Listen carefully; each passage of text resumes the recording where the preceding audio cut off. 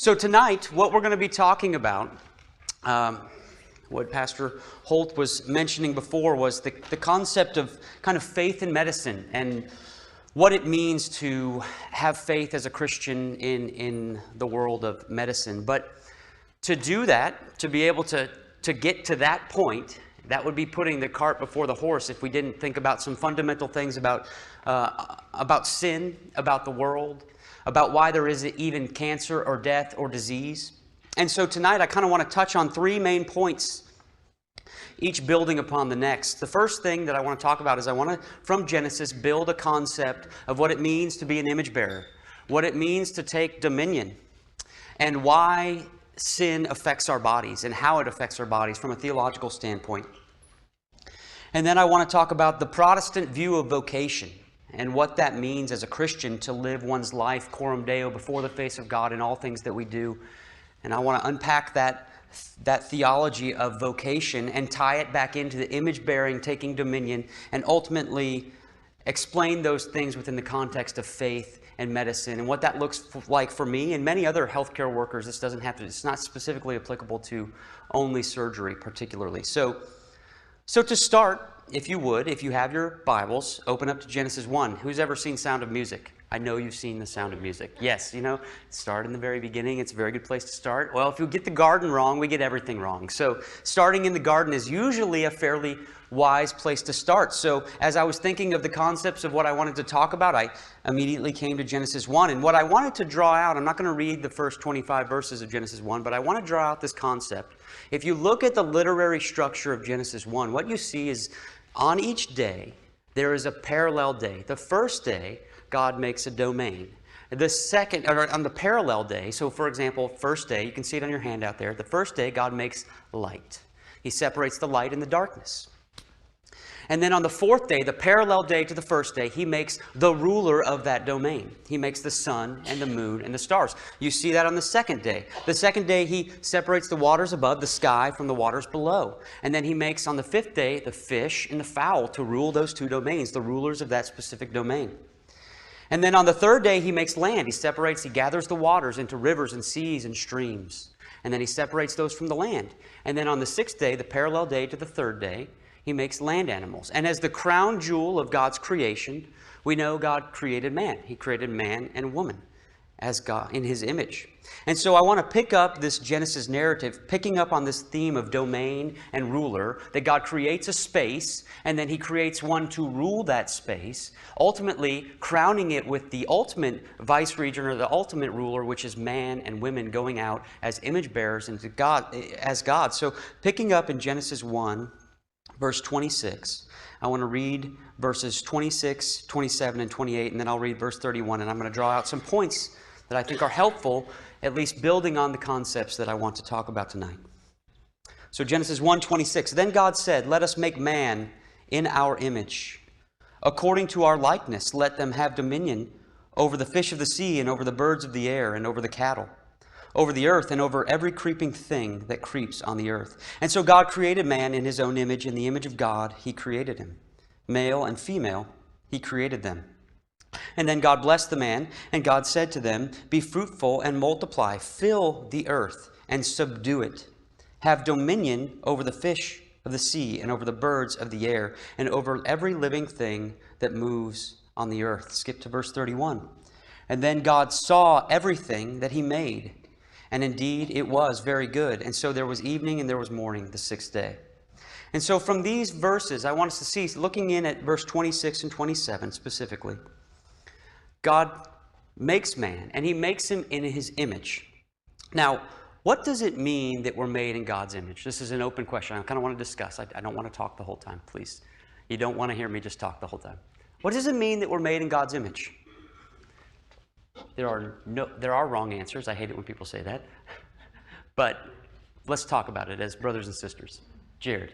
My interpretation of that has always been that because God is spirit, he has a physical form, that the image of man is what his image of what a man should looks like. Physical form? Is that what you're talking about? Man is what God says that's what that looks like. So in his image. But also we can also look at it from Adam's standpoint, perhaps.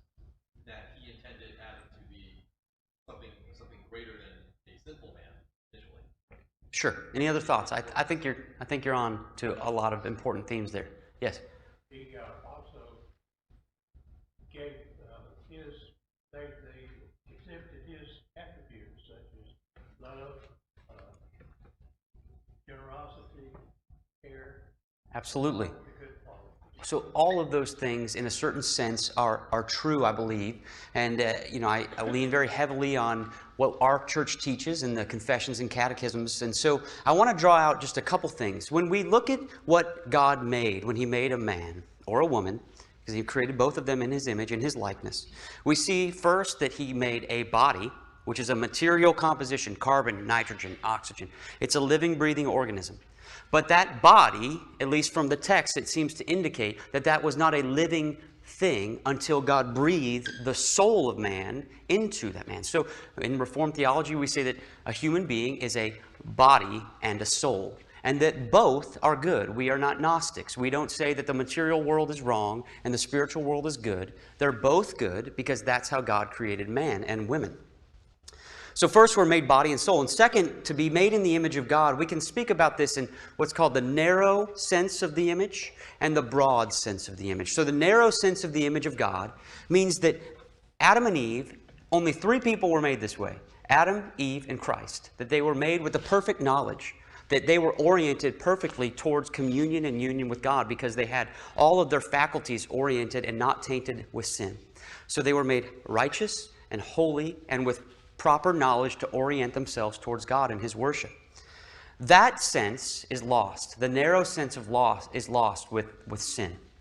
But the broader sense of the image of God, in Reformed theology, we say that there's probably more, but at least 5 things that are retained in the image of God after the fall. And this is what I want to pick up on, the last one. So the first one would be a rational and eternal soul. The second one is that in some sense, every human being retains a sense of divinity. What John Calvin talks about is the sensus divinitatis, that it's written on our hearts that God is real and true. Also, we retain a traces of moral virtue. This is what Romans 1 and 2 talk about, right? That the moral law is written on our hearts. Everything that God inscribed in the Ten Commandments, we know intuitively to be right or wrong, that we should worship God, yet we reject that reality. So the moral law is written on the heart of man. And that's not lost. It's marred, but it's not lost. The enjoyment of temporal blessings. And finally, the one that I want to hone in on is the certain dominion over other creatures. Even after the fall, the dominion mandate, the requirement to go and take dominion and to rule over the earth as image bearers of God, that's not lost completely in an unregenerate person. That broader sense of the image of God is retained. So then the next question ultimately is from this text, well, what does it mean to take dominion?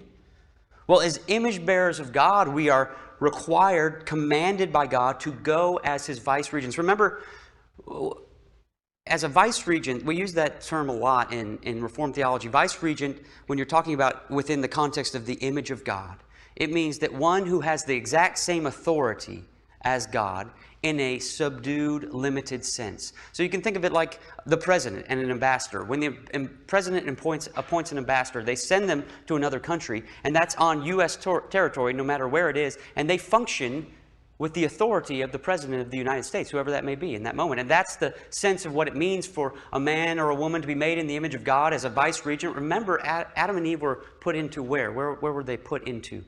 The garden. And the garden was on the top of a mountain. Ezekiel 28. It says that the garden was on top of a mountain. It's a sanctuary, a temple sanctuary filled with image bearers of God. And what does he say? Be fruitful and multiply.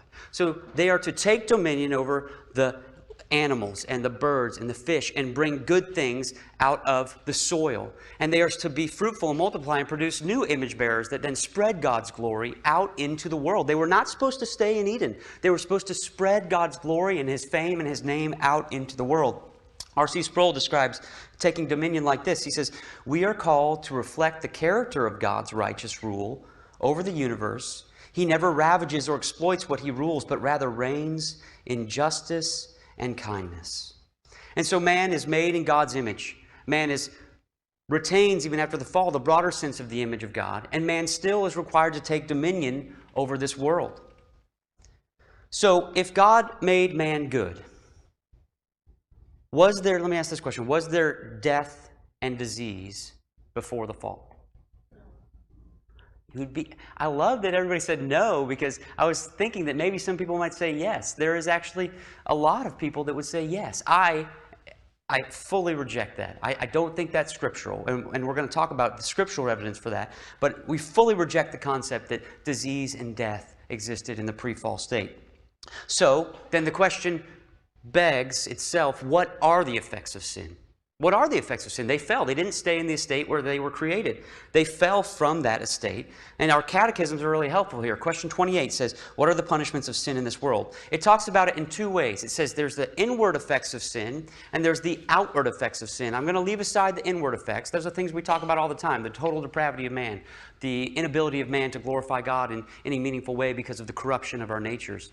But that's aside. What I want to talk about tonight, for my purposes, is the outward effects of sin. And the outward effects of sin can be broken down into three things. First, it's the curse of God on creation. When God, in Genesis 3:17 through 19, he curses the ground. And in that curse, remember, man was taken from the ground. He's cursing man, and he's cursing all of creation. Romans 8:20 through 22 says that creation groans and labors under the corruption of sin. All creation was subjected to futility. But there's more outward effects. All the evils on our bodies, all of the evil in our family relationships, all of the evil and destruction in our relationships with others, and all of our endeavors that when we labor for something and it fails and we don't do it well, or we're trying to build something and we can't square an edge, that's all effects of sin. And furthermore, the final blow, the final outward effect of sin is death. Romans 6:21 through 23 says the wages of sin is death. It affects our mortal bodies and it affects our spiritual souls. And ultimately, what you see is that when God curses the ground, he also curses man's work. He says that the work will be difficult. It will be laborious. They will have to bring things from the sweat of the brow out of the ground. So I want to leave everything that I just said, checking my time, everything that I just said about being an image bearer, taking dominion, working. I want to leave that right here for a minute. And now I'm going to come back to it, I promise. I know that was a long-winded introduction, but I think it actually ties in a lot to what I do as a physician. All of those things, I want to set them there. Now I want to jump over to the concept of vocation. Who knows what that means? I'm not acting like I know everything because I had to look this up. It does. It's a calling. It's a Latin word, vocare, and it means calling, to speak out, to draw one out. Now, history lesson. In the late patristics period, so that's about the 6th to 7th century, moving into the medieval period, there was this division of labor, and it grew out like this. This is how it came out. It fell out that there was the sacred work and there was secular work. The sacred work was reserved for those who were really, really spiritual. The monks, the nuns, the priests. That was sacred work. Everything over here on the secular side, the cobblers and the blacksmiths and the scullery maids, these people over here, they really could never attain the same level of calling or righteousness or holiness that the sacred work of the priest or the monk or the nun could ever accomplish. And then along comes a man that we all know pretty well, because we talk about him every October, Martin Luther. And Martin Luther says, this is not right. This is unbiblical. It's not biblical to say that only a priest or only a monk can have sacred work for God's glory. And it's really beautifully demonstrated, this concept of all work being, our vocations, being holy unto God. It's really beautifully demonstrated in a story. Martin Luther was teaching, he was giving a lecture, or maybe he was preaching, I'm not really sure exactly, it was unclear, I couldn't trace exactly what happened, but he was in some way communicating something about the Bible, and a cobbler comes up to him at the end, a man comes up to him and he says, I've just come to know the Lord, I've been saved. And the man expects some profound answer, so he says, well, what do I do now? What do I do? What's the next step of becoming, being a Christian? And he expects Martin Luther, because this was the thought process at the time, to say, okay, go be a priest, or, go commit yourself to some sacred work. And Martin Luther turns to him and he says, well, what is it that you do? And he says, well, I'm a cobbler. I build shoes. And Luther turns away, and then he turns back to him, and he replies, then make a good shoe and sell it at a fair price for the glory of God.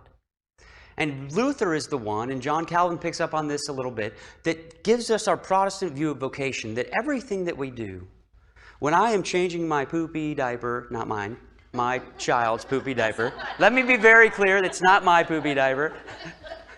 When I am changing a poopy diaper of my child, or I'm in my backyard cutting trees, or whatever it may be, that is the calling, that is the thing that God has called me to in that moment. And that work is sacred unto the Lord if we're doing it with the right purpose, the right heart, the right attitude, and for God's glory.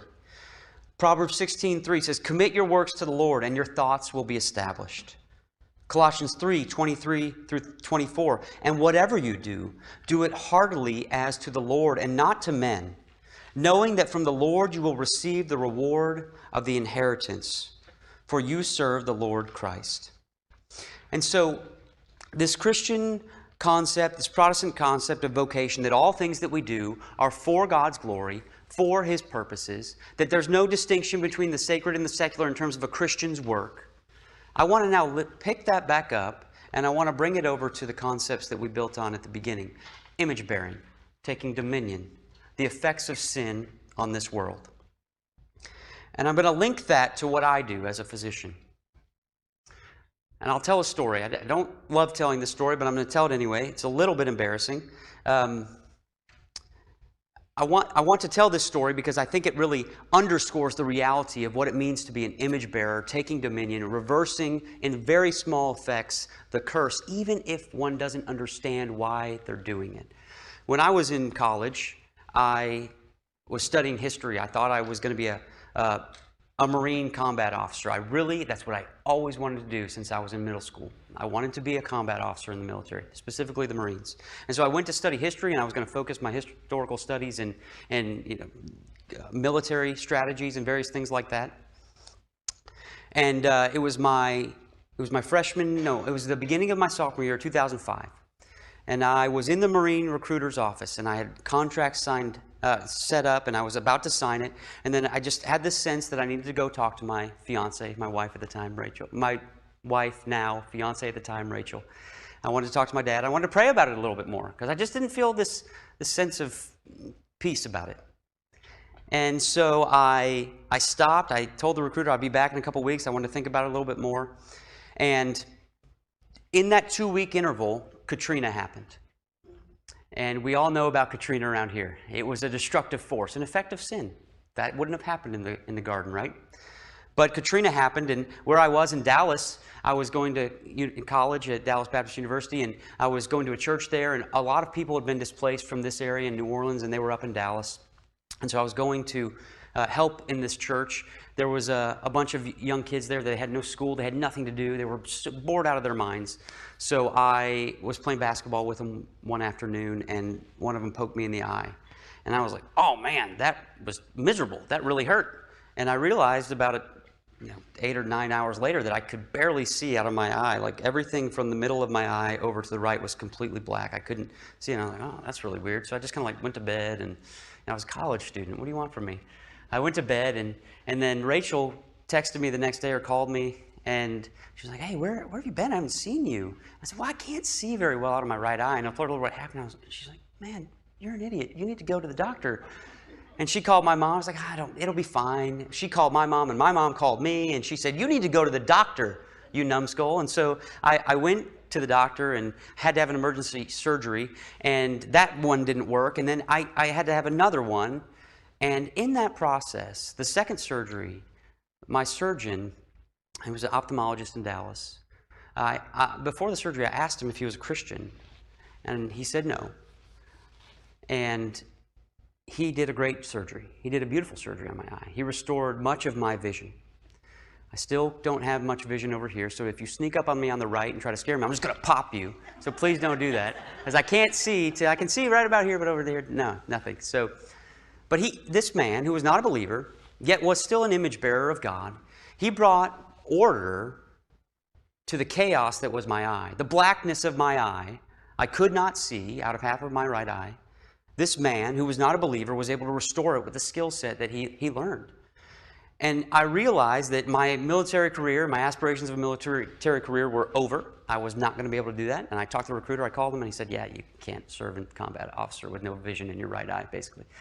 So that was over, and then I was laying there. I had to lay on my right side for 2 weeks. I could not move after my surgery because I was on my right side for 2 weeks. And as I was laying there, I was contemplating what I was going to do, and I realized that what this man did in bringing order out of the chaos that was my eye and the darkness that was my eye, that I wanted to do that. But I wanted to do it not like he did it.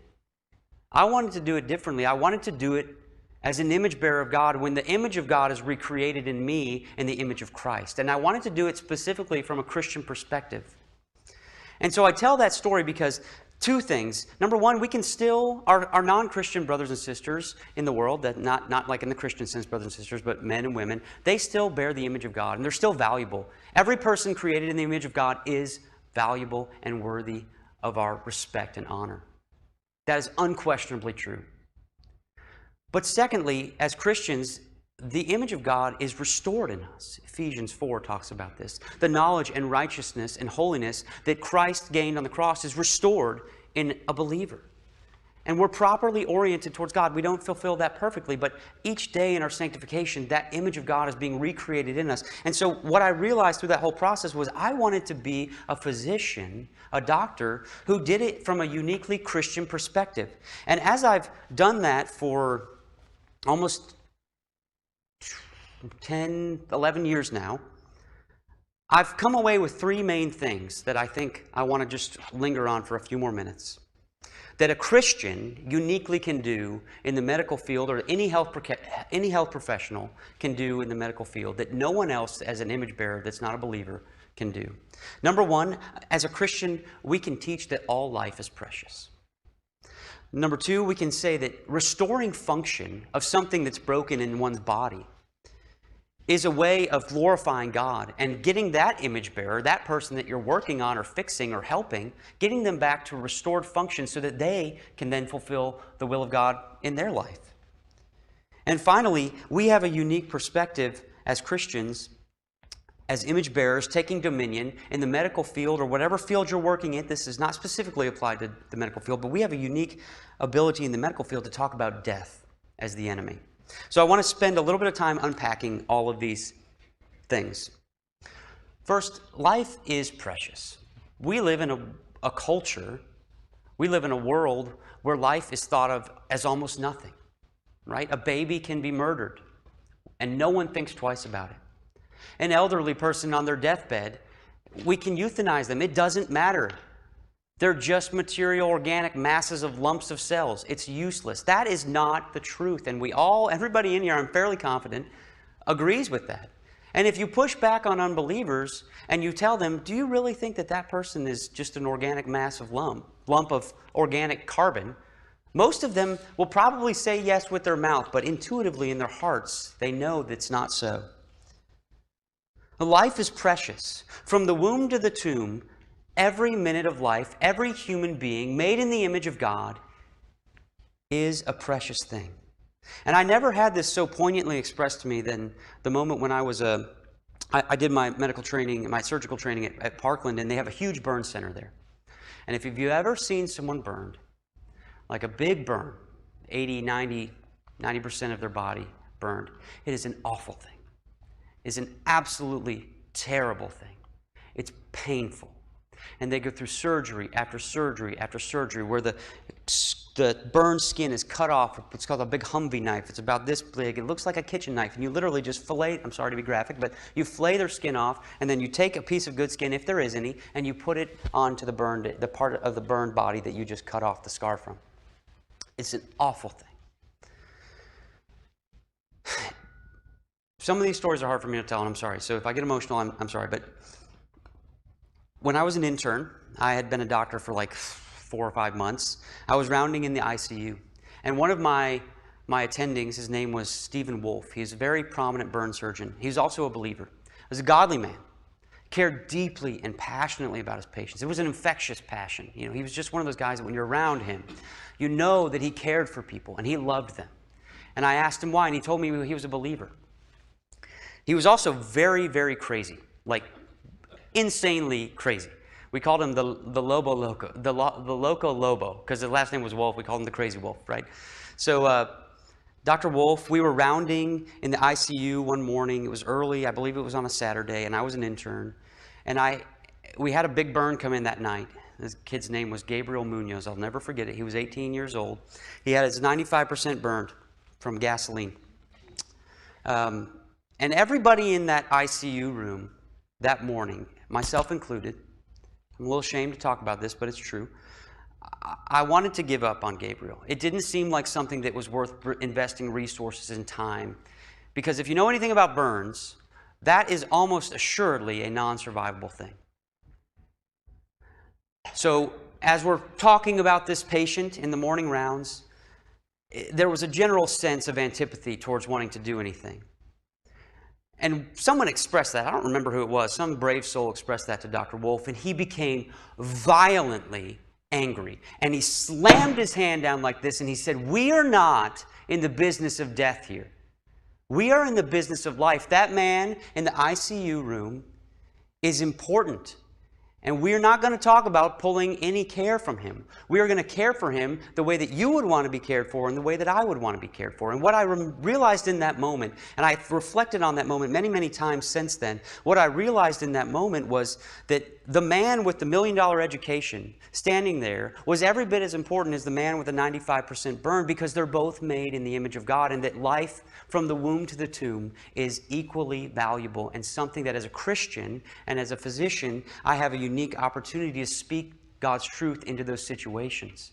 And we know that this is true because what happened in John chapter 11, when Jesus Christ came to the tomb of his dear friend Lazarus. The Greek here, I'm not a Greek expert, but the Greek says that Jesus was almost violently angry. And it wasn't because of the mourning, and it wasn't because of all the other things that were going on, and it wasn't because of the doubt of some of the people there. It was because Christ knew that Lazarus died, because the Bible tells us that he died from disease. He became sick and he died. And Christ knew that death is not a natural thing, and life is precious, and that all of the effects of sin and all of the effects of the fall took his friend's life. And he became violently upset about it. Not angry in a sinful way, but knowing that sin is not a natural thing and death is not natural for people. And he hated it, and that's why he wept, John 11:35. Christ wept because he knew what sin had done to his friend, because Lazarus was a sinner. So we have a unique opportunity to speak as Christians into the life of many people, that life is precious. Every second of life. The person that's 2 minutes from death and 2 cells in the womb, they're all precious. Also, somewhat unique to surgery is that I have the unique ability as a surgeon to restore function in many people. There's a surgeon, check my time here. There's a surgeon in the, about 1850, so 19th century. His name was William Halstead. Anybody ever heard of William Halstead? Yeah, he's a interesting character, addicted to cocaine and a lot of other crazy stuff. But Halstead was not a Christian man, but he was one of the 4 founders of Johns Hopkins, along with 3 other guys. And he was a surgeon who developed the mastectomy. He developed what's called the Halstead Mastectomy. And the Halstead Mastectomy is a wildly disforming surgery. What they do, or what we do when we do that, we don't do it anymore. It's not necessary almost all the time now because of mammography and various other techniques. But what they did back then in 1850 was they would remove the whole breast.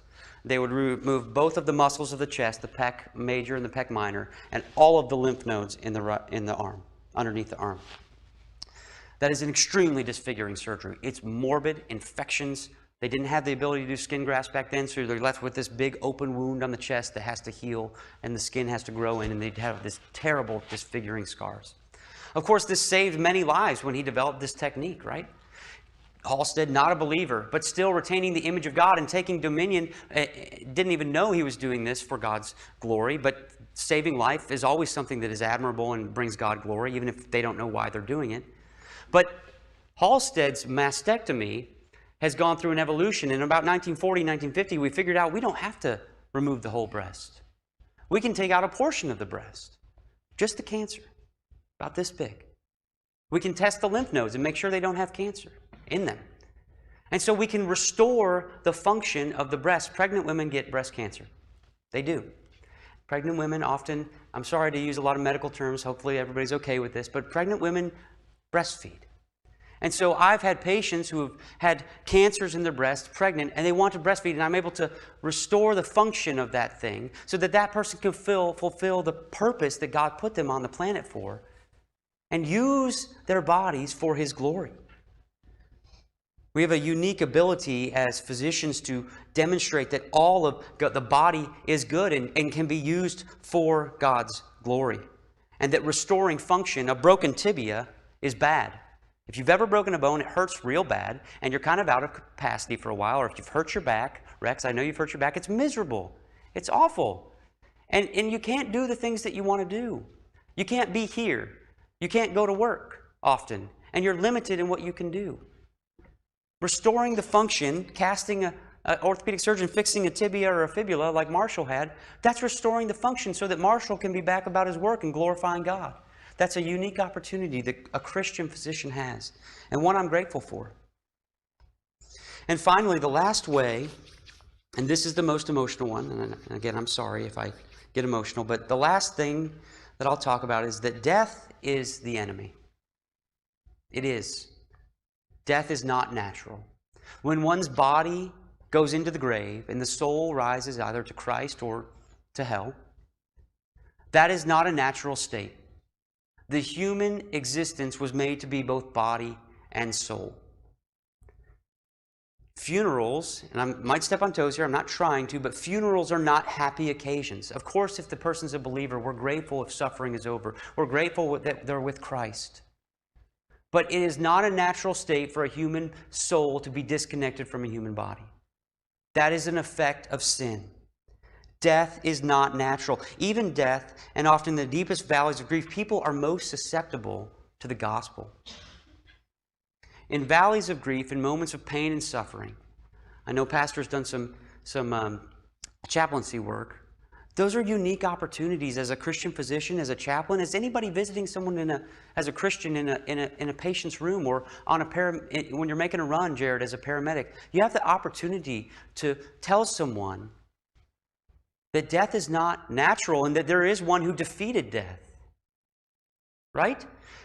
When I just finished residency, it was January of 2020.